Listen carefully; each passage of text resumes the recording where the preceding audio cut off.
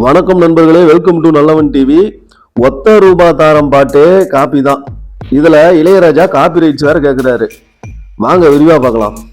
Copy rights அதாவது காப்புரிமை அப்படிங்கிற வார்த்தை கடந்த சில வருடங்களாவே இளையராஜா வழியா ரசிகர்கள் கேட்டுட்டு வராங்க.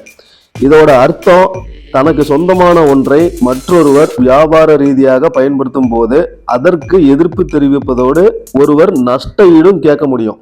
இதைத்தான் இளையராஜா பல வருஷங்களா கேட்டுட்டு வர்றாரு. 20-30 வருஷங்களுக்கு முன்னாடி அவர் இசையமைத்து சூப்பர் ஹிட்டான பாடல்களை இப்போது எடுக்கப்படும் படங்களின் சில காட்சிகளில் இயக்குநர்கள் பயன்படுத்துறாங்க. காட்சிக்கு மிகவும் பொருத்தமாக இருப்பதோடு அது ரசிகர்களிடமும் வரவேற்பை பெறுவதால இதை பல இயக்குநர்கள் தொடர்ந்து செய்து வராங்க. இளையராஜா தயாரிப்பாளரிடம் சம்பளம் வாங்கிட்டு தான் அந்த பாடல்களை போட்டு கொடுத்துட்றாரு. அதுக்கப்புறம் அந்த பாடல்கள் தயாரிப்பாளருக்கு மட்டும்தான் சொந்தம். அந்த தயாரிப்பாளர் அந்த பாடல்களின் உரிமை ஒரு ஆடியோ நிறுவனத்துக்கு வித்துடுறாரு. இதனால அந்த நிறுவனத்துக்கிட்ட மட்டும்தான் பாடல்களோட உரிமை இருக்கும். இப்ப புதுசா ஒரு திரைப்படம் எடுக்கிறாங்க, அந்த படத்துல அந்த பழைய பாட்டை பயன்படுத்துறாங்க அப்படின்னு வச்சுக்கோங்க.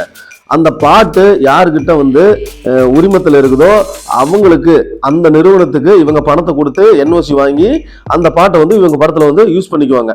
இதுதான் சட்டப்படி இந்த பாட்டை பயன்படுத்துறதுக்கான ஒரு வழி. சிலர் கொடுக்காம கூட பயன்படுத்துவாங்க. ஆடியோ நிறுவனம் நீதிமன்றம் போனுச்சுன்னா அதுக்கப்புறம் அந்த தொகையை கொடுப்பாங்க. அதாவது இந்த ஆடியோ ரைட்ஸ் யாருக்கிட்ட இருக்குதோ அவங்க தான் இதுல உரிமையை கூற முடியும்.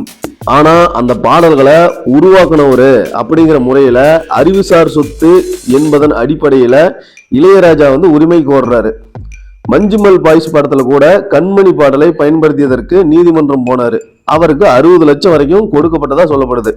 இந்த நிலையில தான் சமீபத்துல வெளியாகி சூப்பர் ஹிட் அடித்த உட்பேடகளி படத்துல வரும் ஒத்த ரூபாயும் தாரேன், இளமை இதோ இதோ உள்ளிட்ட 3 பாடல்களுக்கு நஷ்டீடு எனக்கு கொடுக்கணும் அப்படின்னு நோட்டீஸ் அமைச்சு 5 கோடி ரூபாய் நஷ்டீடு கேட்டு நீதிமன்றத்தை அணுகியிருக்காரு இளையராஜா. இது சரிதான் அப்படின்னு சில பேர் சொல்றாங்க. ஆனா இளையராஜா காசுக்கு ஆசைப்பட்டு தான் இந்த மாதிரி பண்ணிட்டு இருக்காரு, இது வழக்கமா அவர் பண்றதுதான் அப்படின்னு அவரை நிறைய பேர் விமர்சனம் பண்ணி பேசிட்டு வராங்க.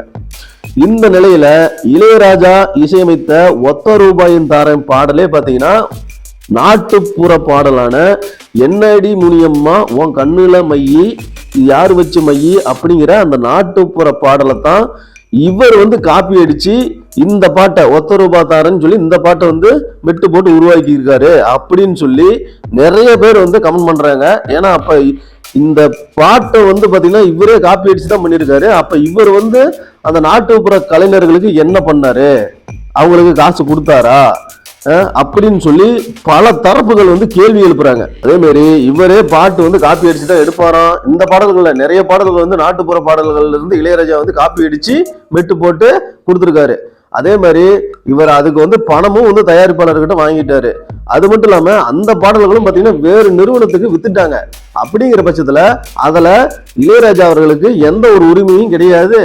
இப்படி பணத்தாசை பிடித்து இருக்காரு, அவரோட இசைஞானி அப்படிங்கிற பேருக்கே களங்கம் ஏற்பட்டு போச்சு, அதை அவரே தான் கெடுத்துக்கிட்டாரு அப்படின்னு சொல்லி பலருமே சமூக வலைத்தளங்கள்ல இளையராஜாவுக்கு எதிராக கருத்துக்களை பதிவிட்டு வராங்க. இது பத்தி உங்களோட கருத்துக்கள் என்ன அப்படிங்கிறத கமெண்ட் பாக்ஸ்ல கமெண்ட் பண்ணுங்க. இந்த வீடியோ உங்களுக்கு பிடிச்சிருந்தா வீடியோ லைக் பண்ணுங்க, ஷேர் பண்ணுங்க. நன்றி, வணக்கம்.